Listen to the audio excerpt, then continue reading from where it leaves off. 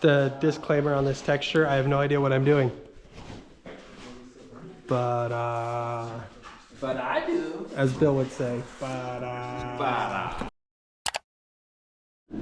Got the tape coats done in the bathroom, laundry room, both bedrooms. Just have a couple more corners to do in the living room area. And then I'm starting on second coat over the tape.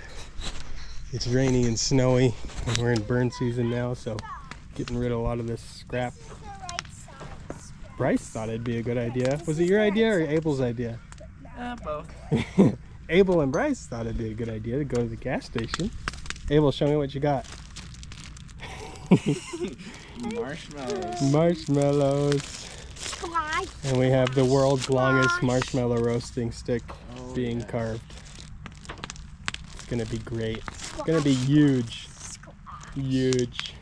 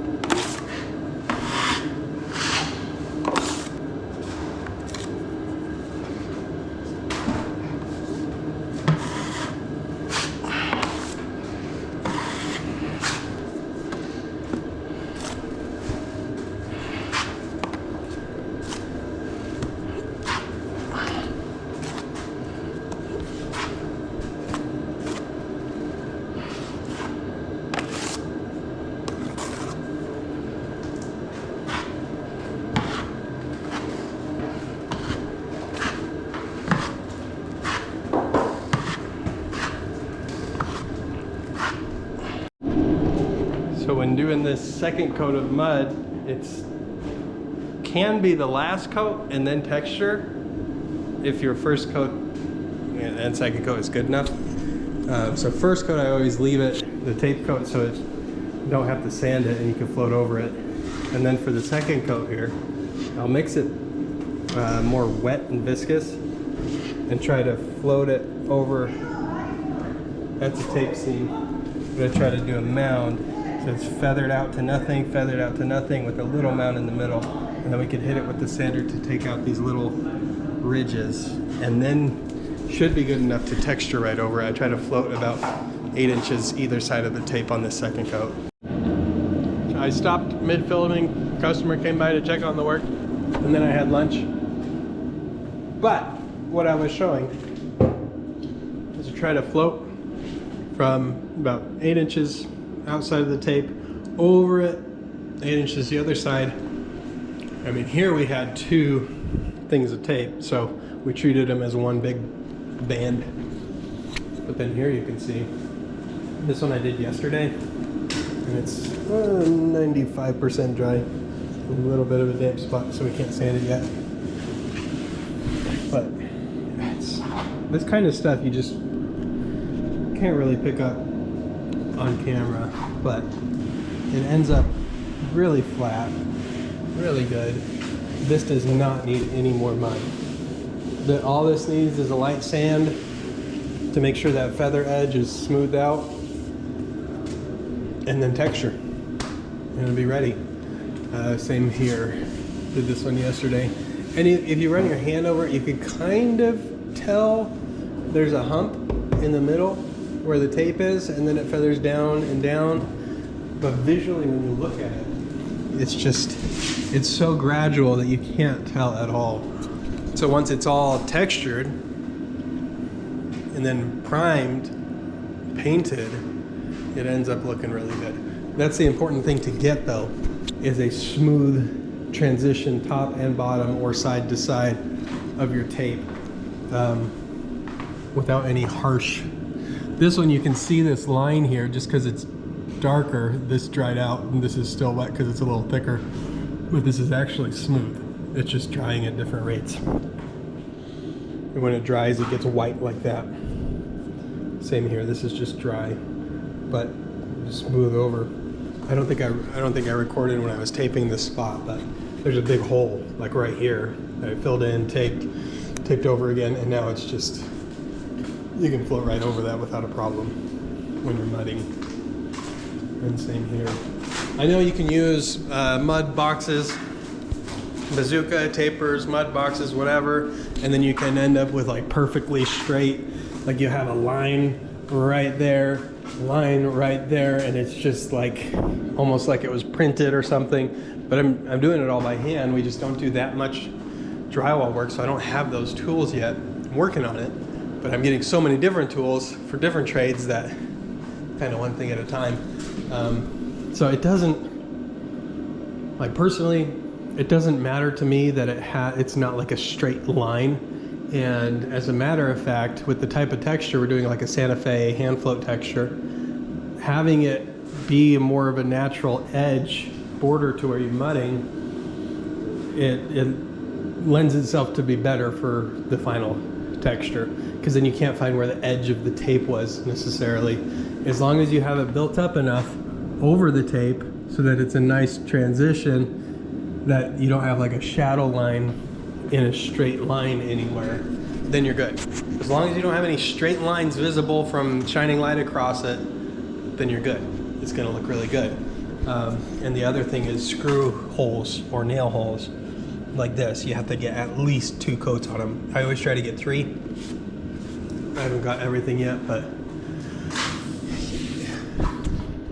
those are the 2 of the things that are most noticeable if you're looking at a wall after it's been finished and painted and everything, is if you see any screw indentations, it looks bad. If you see any straight shadow lines, it also looks bad.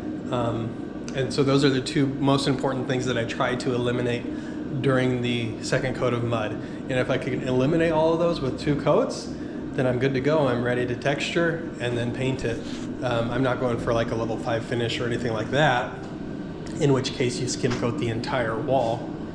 But that's not what we're doing here. So I get it to a level of satisfaction where I have a good layer of mud over it, have a good feather, that there's no jarring elevation changes essentially, and then the texture's gonna make it end up looking really good. But if you have straight jagged lines anywhere in your tape or in your base coats, that will almost always show through your texture, unless you're going really heavy on the texture. But even then, your texture is going to kind of conform to what's underneath it. So you want to get it pretty flat, or at least smooth transitions before you texture. We're finally on to sanding. We have our second coats done almost everywhere. There's just a few spots, some higher spots that I need to touch up. And I got some, it's like corner bead, like the metal that we use right here. But, oh, I'll just show it to you. It's like a half corner bead. So it's for capping that wall to make a nice straight corner, I guess. Nice straight edge on that. Right here, this is the normal corner bead. It's a full like 90-degree angle. And then this is the stuff I'm using on the top of the wall, where it has this side goes against the wall, has the holes in it, and then this side is just solid metal and it's narrower, so that goes on the cap of it, and then you just mud right there. So we got that to go on the caps of those walls to make them look real clean and finished, because they will be clean and finished, so they will look clean and finished. Go figure. Let's see. This wall's getting an accent. She's putting wood on the whole thing, so it didn't need any more mud than just tape coat. But then floated the rest of the walls in here, actually over the weekend. Today's Monday. Now we got Caleb and Bryce working on sanding, just cleaning up those ridges. So our main focus, guys, is to get the edges where it's feathered. We want it like this. Okay, so any spots where there's just a little bit of a lip, we're sanding that down. And then any spots where there's a ridge like this, we're sanding that off. Bill's back went into that right there. Texture. Just sand that too. And like that, we'll get it sanded. But you don't have to be crazy on the sanding because we got it laid down pretty flat. So it's corners. I'm gonna do touch up where needed. Okay. So this is the last coat, but there's gonna be some spots here and there. Okay. Like after you sand this, there's probably gonna be like a little divot or something that I can just fill in real quick. But then we'll texture.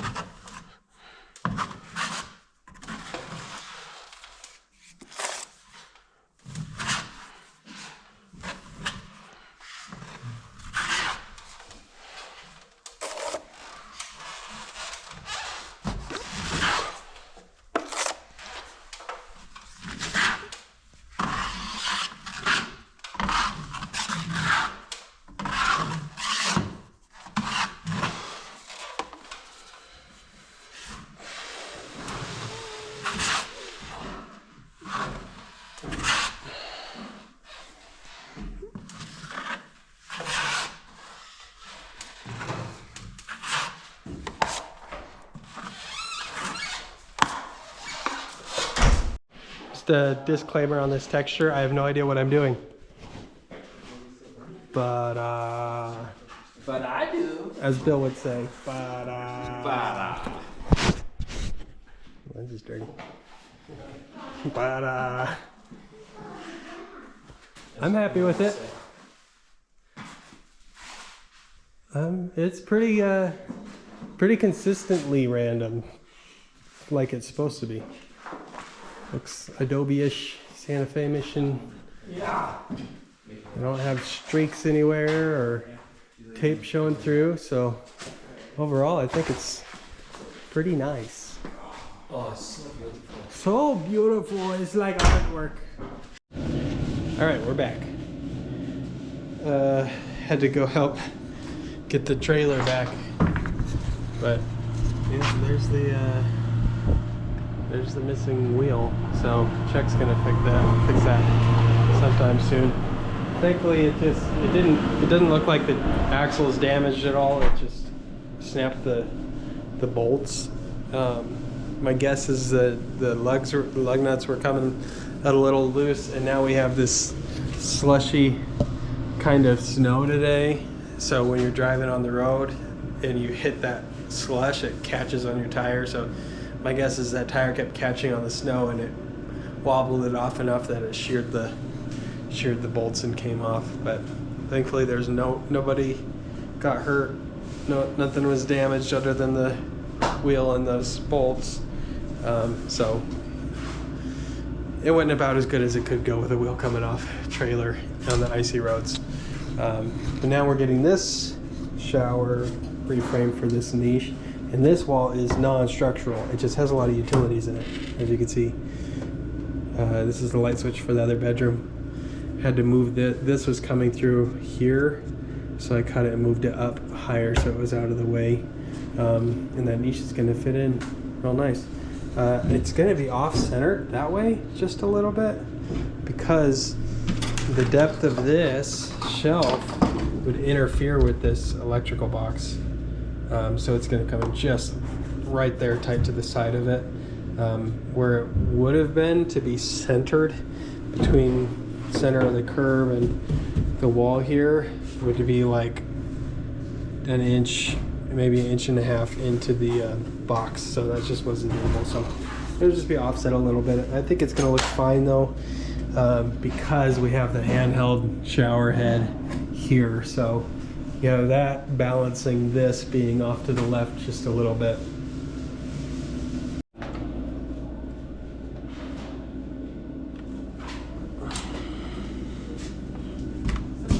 Hey, am I going with cable down? To unload what? The furnace or whatever that is up front? Oh yeah, just put it in the back door of the church. Do you have a key? I do not. Oh, me neither.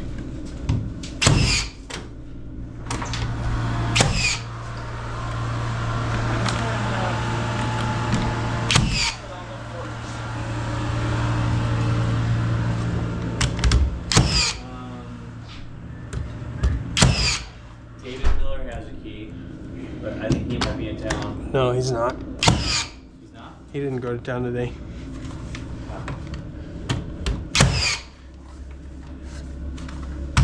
Then I could probably grab that. Yeah, that's probably your best bet.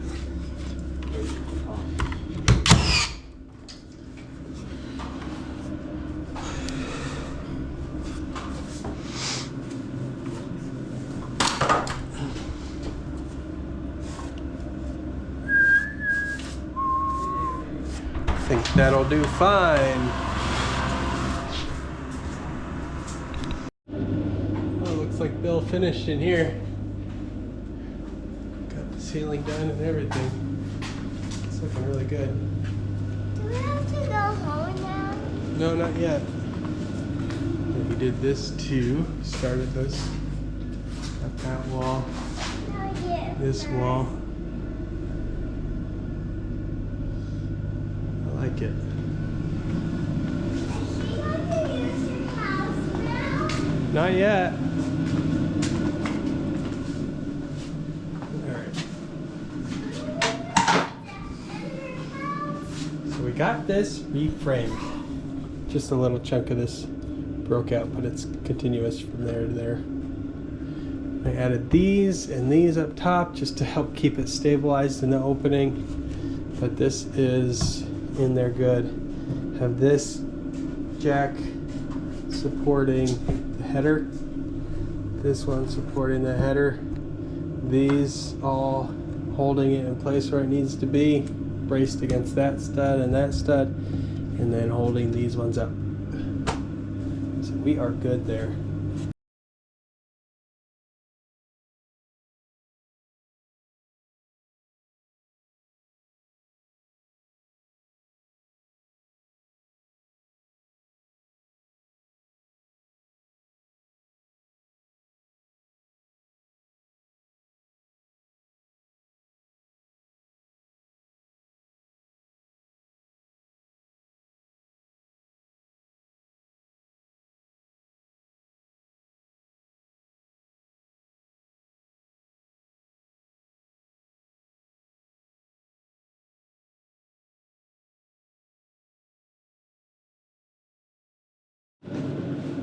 Cool.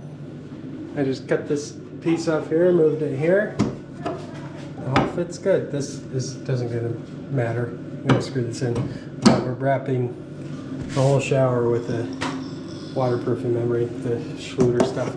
But this fits nice and snug, and it's all the way in there. Sweet. Happy with that. So this one, once I get this fastened and this fastened, then be able to do our pan. Daddy, let's go. You wanna go home? It's not time yet. All right, I'm putting in this first floor drain, shower drain, and the book. This book with that guy. It says on a concrete substrate you need a 3/4 inch spacing from the flange to the concrete. Now here I think it wouldn't matter because I have space here for plenty of that mortar, the mortar bed, and I think it wants a 3/4 inch packed in. So I think I'd be fine putting it lower, but I'm not going to. I'm gonna leave it. Got about it. See right there. It's about a 3/4 inch space right there. Just because it says over concrete, leave 3/4, even though I've got a lot of space here, I think I'd be fine, but I'm not gonna do it. I'm gonna leave it the 3/4 inch because it's a little ambiguous. It doesn't specify why. That's pretty typical. They have a special patented system or whatever, then they don't want to give you all their secrets.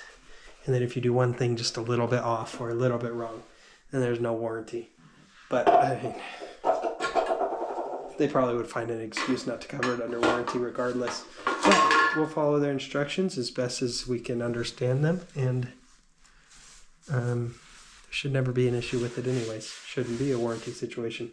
But if there is, at least we're following their directions as we understand them.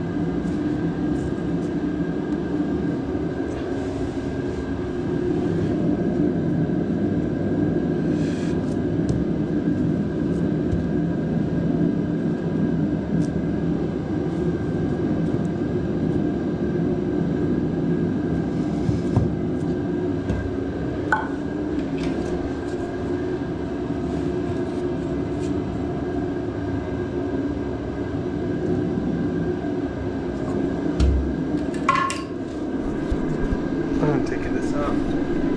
Hurts my head too much. But you get the idea. Oh. Don't do this very often. I'm not the best, but as long as I get it so around the perimeter is the highest spot and it's all sloping down, pretty much continuous, even, then I'm happy with it. As long as it drains right, then I'm good. That's what I go for. Might not be able to make it look perfect in the beautifulest, but I make it functional.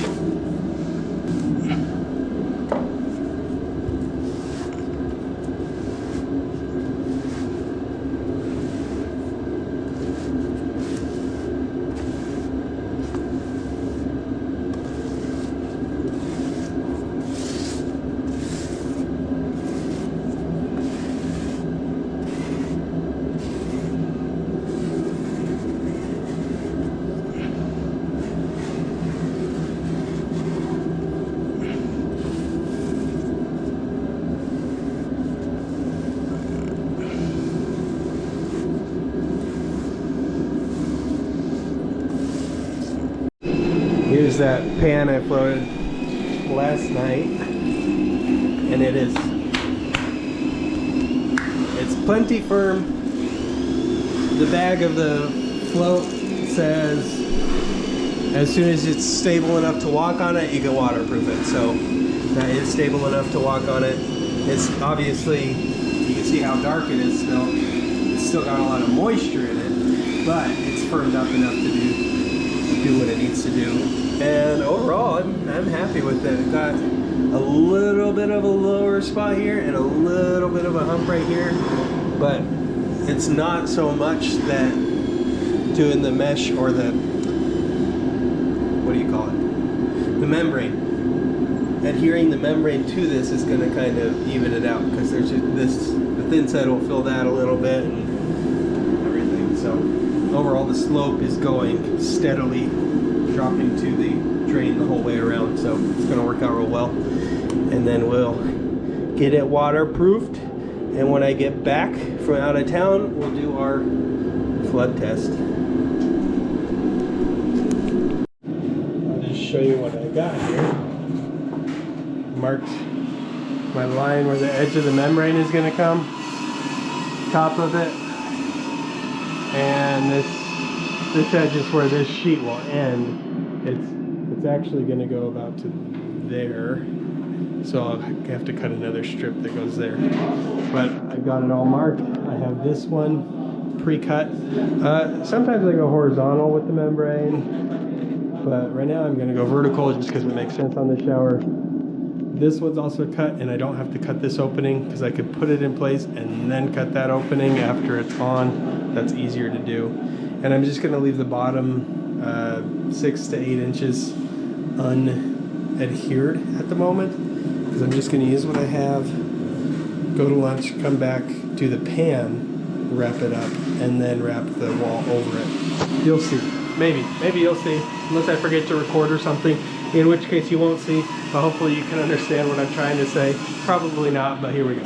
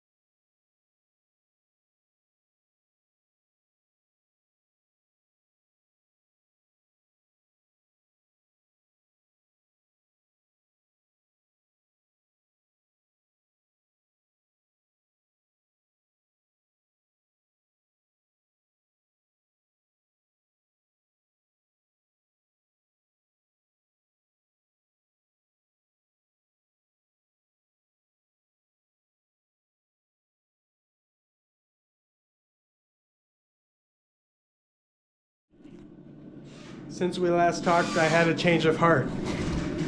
Yes. I went ahead and put this on the wall all the way down to the bottom, and on that one too. And I overlapped, this one overlaps the corner by about 2.5, almost 3 inches.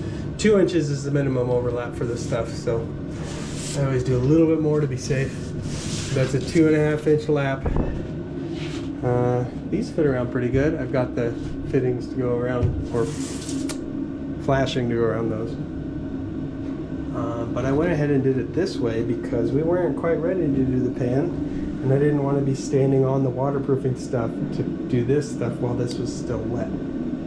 So we just ran that down, we'll run this, and then we'll do the corners separate. Actually, the pan waterproofing I cut so that I could overlap it up that wall and up that wall, and just used a corner piece there. So that's probably what we'll do.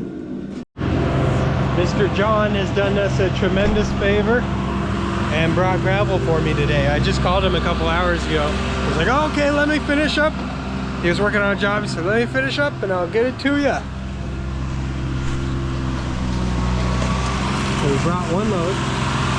Tries pushing our puddle out as far as we can, and then he's loading up a second load for us right now, and we're going to use that over there. So this one we're filling this in, and then we'll fill that in too. It's just getting so mucky and muddy. We had a bunch of snow the last couple of days, and then today it turned to rain, so all of that melted, so there's a lot of water. There we go, got it. Exciting, it's gonna be very helpful. We do need to reshape this drive where it comes in a lot, to put a gully or drainage ditch or something, but we just haven't got to that part yet. We're trying to get the house dried in before winter, so that's what we did. Bryce and Ty earlier were sloping this out, so they were able to get that even in the muck. So at least the water's not sitting against the house. Now it's 15 feet away. And on this side they were starting to, but they got this at least, so that we don't have a giant puddle on the corner here. And it's keeping the water on that side.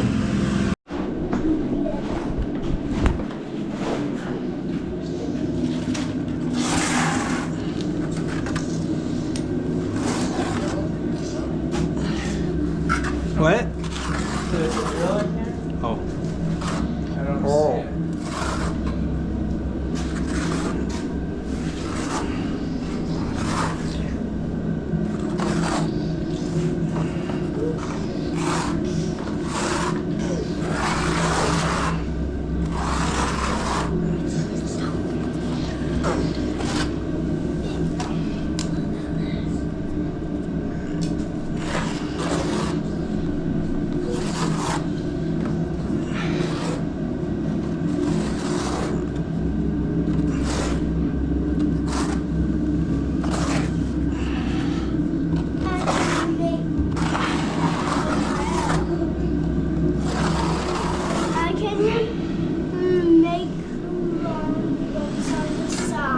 Make what?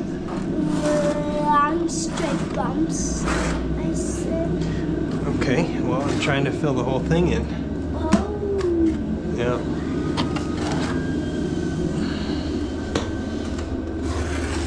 Oops.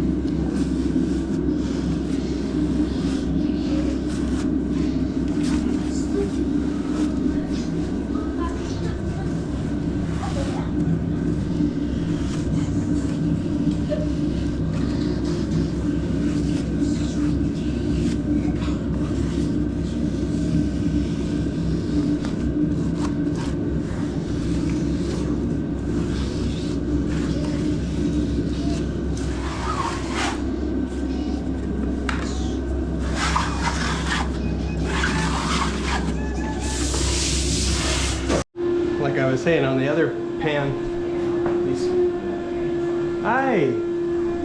these corners, I try to get them real sharp. much as I can. It just makes it easier setting the tile. You have a flat plane here and a flat plane here without a big swoopty in the crease. But you really gotta push this stuff pretty hard to get it to fold where you want it. Okay, I'm gonna do a quick walk around because I'm about to head out. So this will be the last we see of this building for the next few weeks. Well, probably 4 or 5 weeks, something like that. Because the homeowner's gonna come in and she's gonna do the painting and she's gonna stain the floors, and then we'll be back to do all the trim, interior, and doors, and set the cabinets, the kitchen, that kind of stuff. So, it's turning out just wonderful. Really happy with it. Got the detail around these cables pretty good on all of them, so it's like tight around them. And then these spots where there's a little bit of a gap, we're gonna wrap that with a rope. So we're gonna get rope, stain it to match similar color to the wood, and like in here especially, we're gonna wrap that with a dark colored rope around the whole thing. So that'll look really nice. And I think she's probably gonna stain this darker so that it's not so jarring right there, but that's up to her. We got this fully waterproofed. Slope on the pan is good. Happy with it. Got the niche in, reframed that opening, insulated behind it, all that fun stuff. She is planning on doing the tile in the showers for now, and the tile in the kitchen backsplash. We'll see. I was kind of coaching her through it today. she sounded like she was getting nervous. I'm really picky with tile, so we'll see. She doesn't want to let me down. Excuse me. So this room has not been textured yet. This will be the last one to get textured. She's doing an accent wall here, so it's going to be fully covered with some kind of wood. All right, carrying on.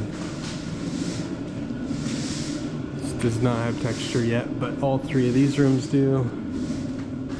This bedroom here, the guys came yesterday, installed the mini splits. This is going to get a rope around there too.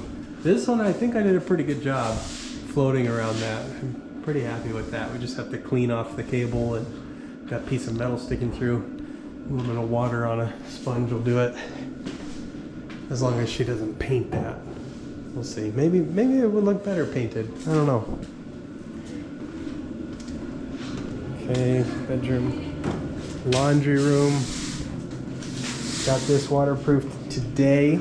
That's all set. I think I'm gonna get some more outside corner pieces to put here, there, and there, but I'll do that when I get back in a couple weeks. Oh, watch out for this tie.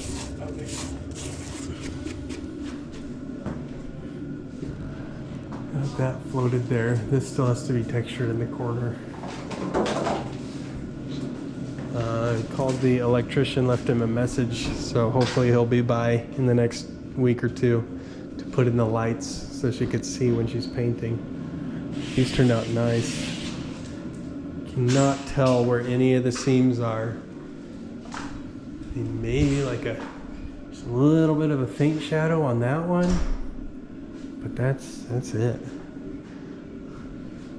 Turned out really nice. There's the second mini split head.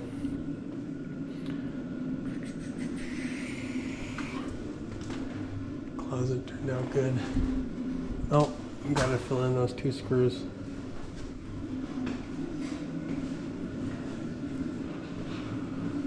But the bedrooms and bedrooms and laundry room are getting some wafer lights. They're like canless recessed lights. So electrician has the layout for those where he's gonna cut those holes. Bill's finishing up the texturing. He's probably got another, what do you think, Bill, another hour? Hour and a half maybe? Because the bathroom and this. Yeah. Over the shower. This. I'd say like, yeah, probably an hour, maybe 2. Not too bad. Kitchen area. Here we are. So this is getting full lower cabinets and then 2 shelves up top. No upper cabinets. And then this copper is dark in here, sorry, but there's a nice copper vent hood that we're gonna put here with the box around the top where we're gonna hide our angle bracket supports and a vent straight out the wall there. I already checked the vent, where the vent's gonna come out is like dead center between 2 ribs on the siding, so it worked out perfect. On this side we'll have the fridge. This will have like a sliding barn door that tucks next to the fridge, and then some lower cabinets and some more shelves up there. And she's planning on doing tile backsplash. Oh, that's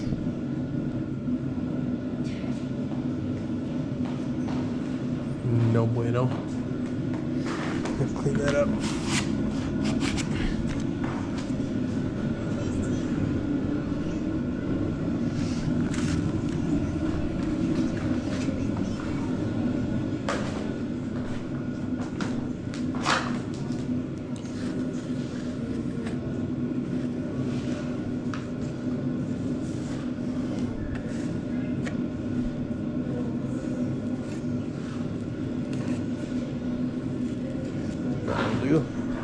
That'll do.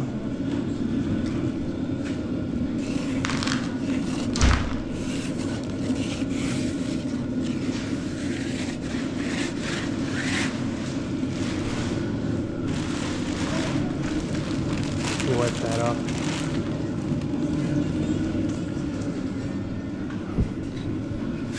Okay, well, that's it. My dad put that, he made that faux beam right there for these old rafters to connect to. Structurally, they're held up from above. We added support above it, out of sight. But it just looked weird with them hanging in free space right there. It just kind of mess, like, oh, that doesn't look right. So we added this faux beam out of some of the old barn wood to cover the new glue land that's up there. So that's purely aesthetic to tie those into, so it makes it look like it's strong, even though that's doing nothing there. It's just decorative at this point. Look how this one turned out. This one turned out good. Look at that. It's just, you stand back and look at it. It looks really cool.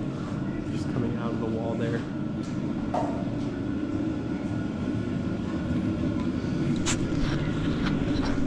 So she's going to be in here starting next week. I'm going to be working on painting all the interiors. Coached her a little bit what to buy, what paints, you know, what type of primer, all that fun stuff. So she'll at least be equipped with the right good quality materials. And then she's going to stain the floors.